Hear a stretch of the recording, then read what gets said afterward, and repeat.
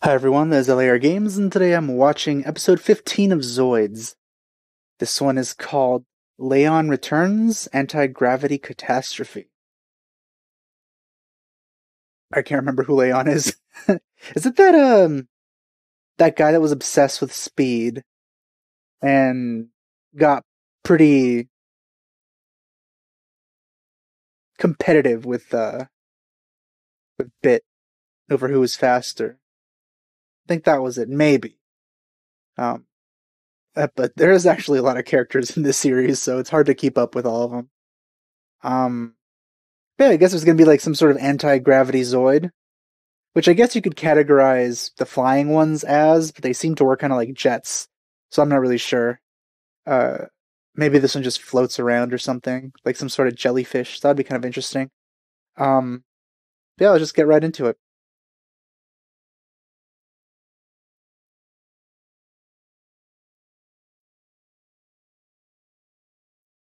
I feel like I've seen this exact scene before.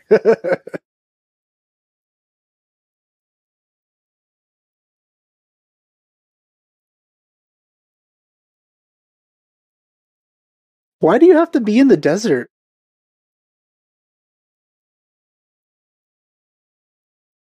Oh, okay, that was him. I could go for some ramen right now.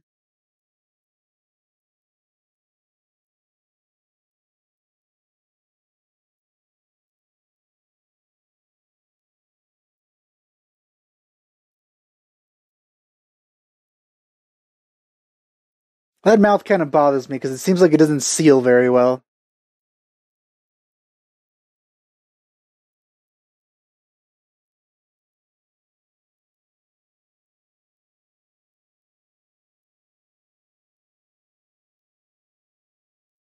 Who would say yes to being a test subject? Like, you could use the word volunteers.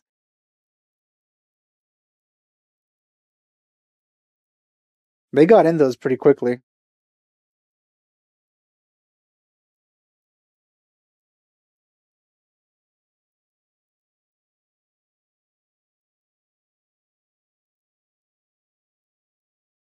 Seems like the anti-gravity might not apply to the Zoids themselves.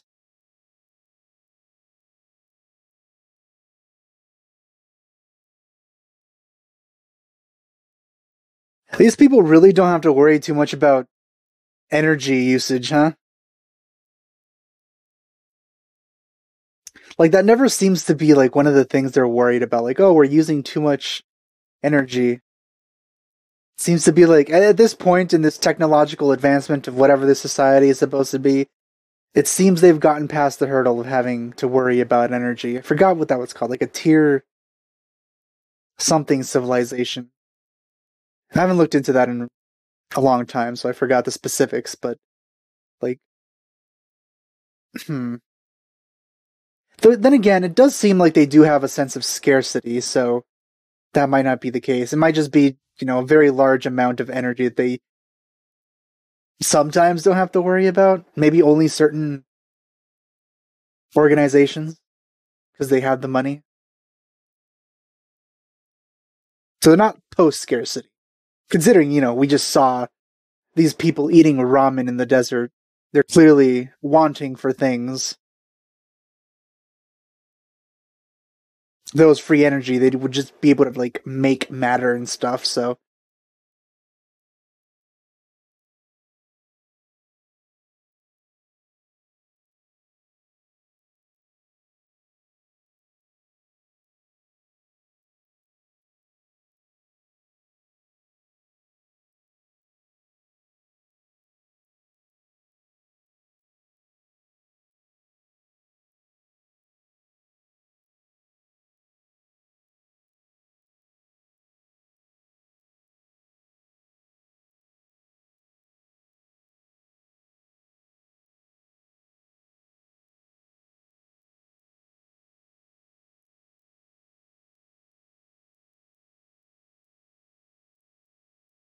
they're talking like if they're talking like if it was like, oh, he owes you money, huh? Yeah, he was on my case about it the other day.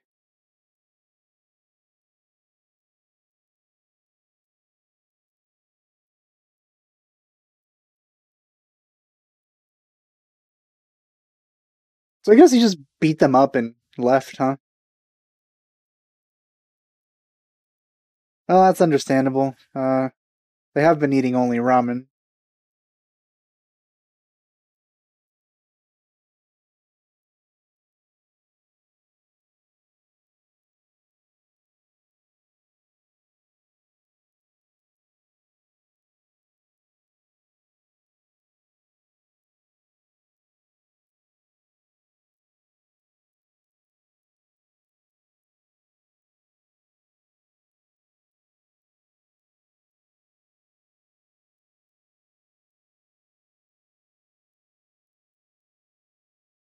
That was a pretty nice insult.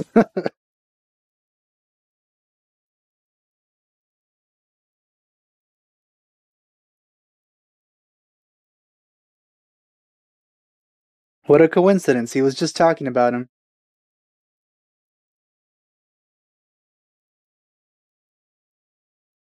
What the heck?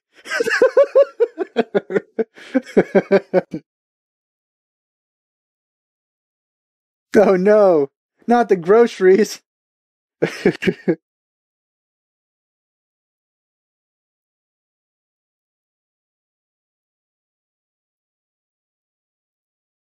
How big were those like apples though? Like what? I like how they just leave her really uncomfortable looking clothes on.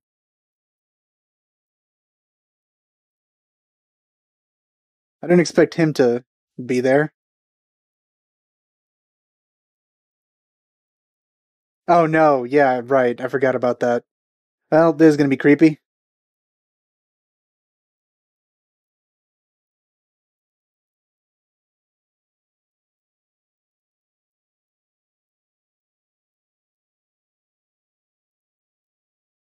Seems it doesn't allow him inside. Let's uh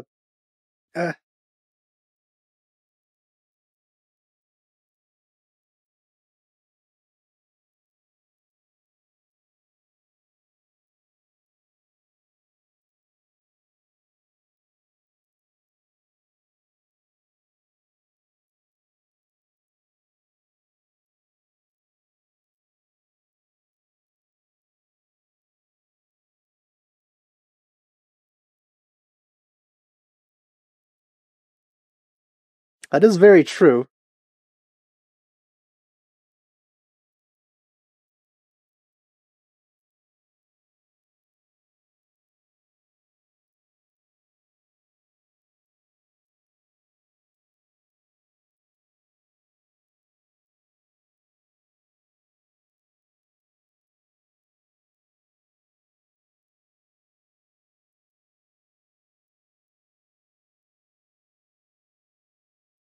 Judging by that line, I assume now that Bit has a bunch of like shoujo manga somewhere in his room.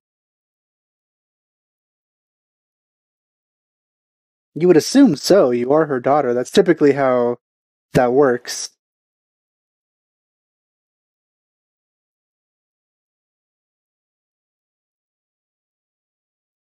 Okay, that's a bit weird.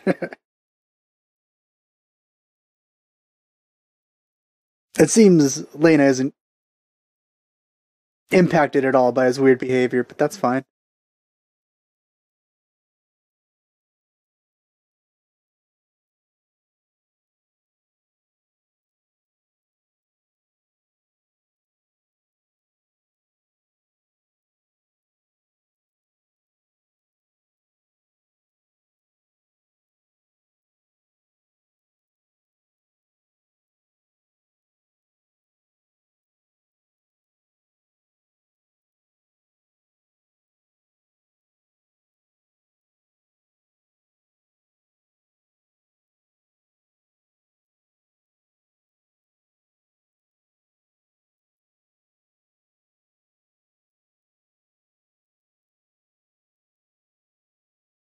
I do like. Is that the only reason? Because, like, if he did, like, it was a love letter. They could actually just have talked. And if she accepted because of the love letter, that means she already had prior feelings toward him. Because I don't think the love letter alone is enough to convince someone to stay with someone for that long. Well, I don't know how long they were together. She could have died, like, soon after having Lena. I don't know.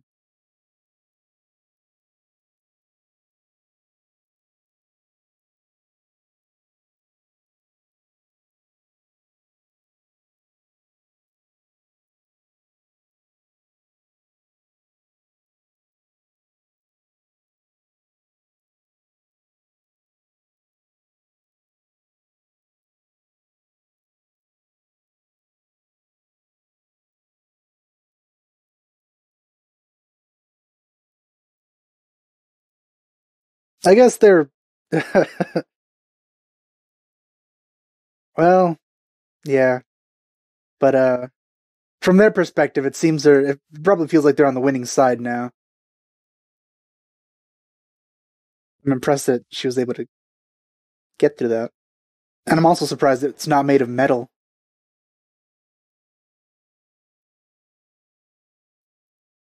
She's surprisingly resourceful. This is not the first time that she's been a hostage, I think.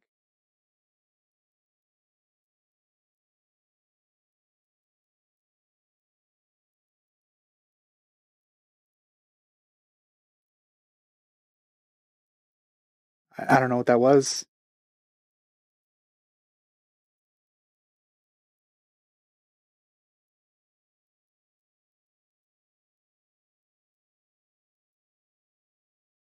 Well, that's a shame.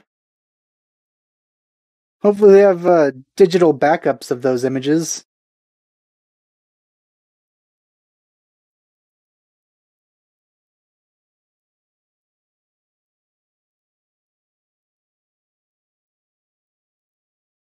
I haven't mentioned this before, but I do think that his outfit looks extremely uncomfortable. There's like around his neck, there's like points that I feel would be very like difficult to get used to, just pointing at his neck the entire time.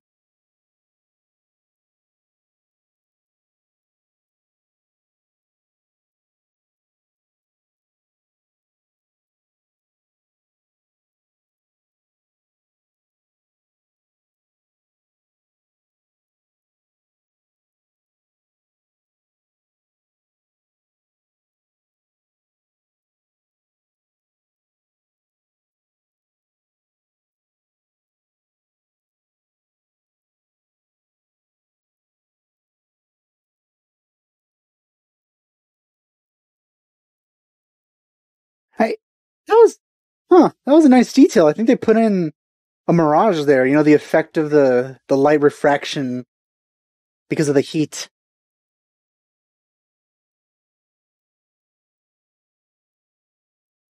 Seems he can still fly as Zoid.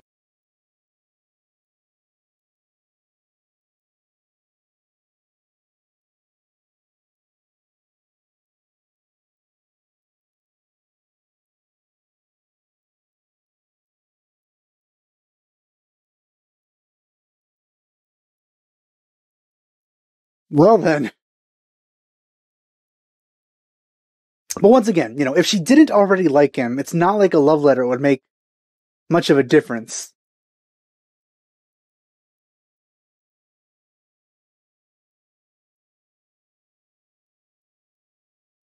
I guess this would be under the assumption that she would have liked all of them equally.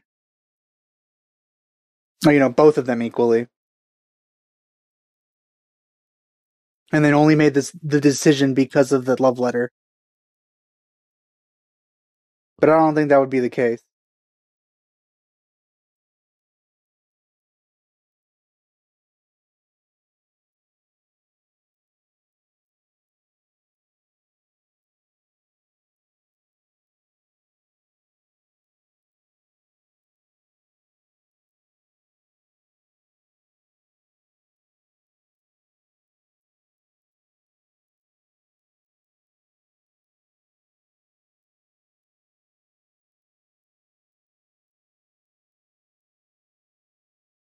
Wow, it's a good thing that they are terrible at aiming.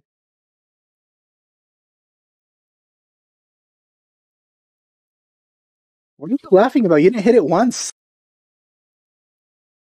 See, that's what hitting something looks like.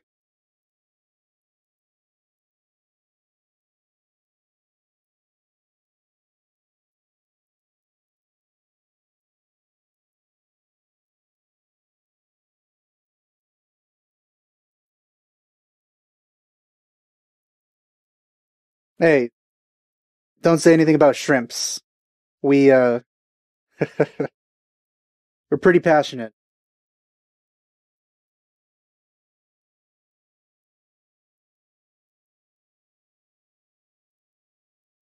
Uh,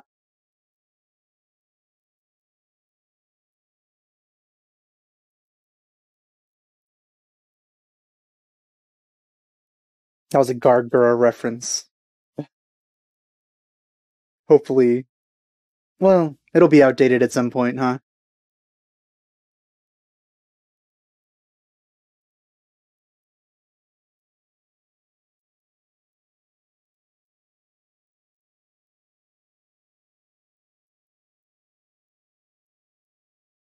Yeah, they're competing about strange things now.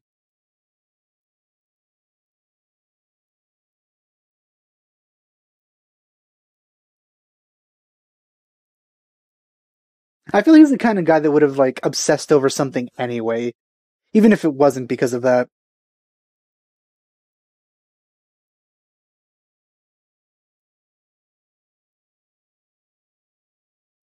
What's the range on that?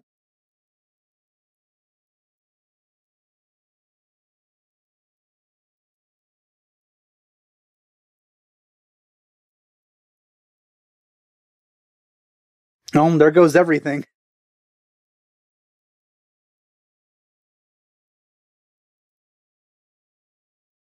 You know, you'd think an anti-gravity surge wouldn't be as difficult to bear. It'd just feel like floating. They're acting like if it was doing the opposite, increasing gravity, rather than decreasing it.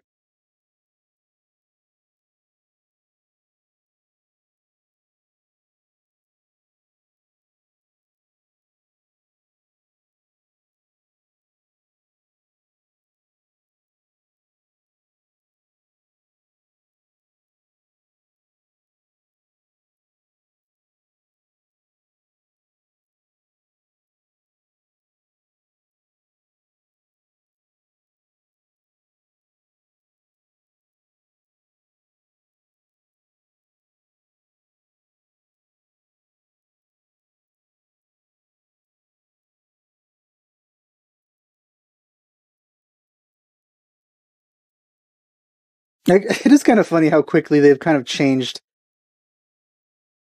demeanor compared to their last appearance. I wonder if this means they'll just be permanently like allies now, or maybe it's just temporary. I don't know.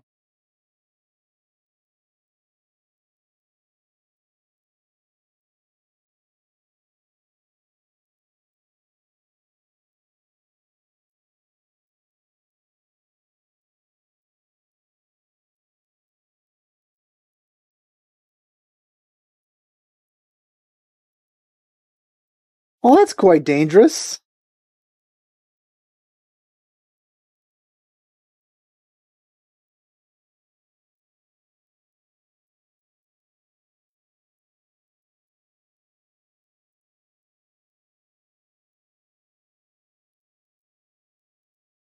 That's uh, that's a lot of damage. He went right through everything.